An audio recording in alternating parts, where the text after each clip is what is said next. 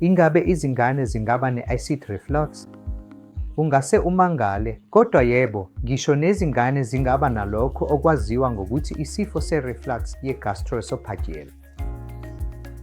Izingane ikakhulukazi ezingaphambi kwesikhathi noma izingane ezinezinkinga zemizwa kwesinye isikhathi zithambekele kakhulu kulesi simo.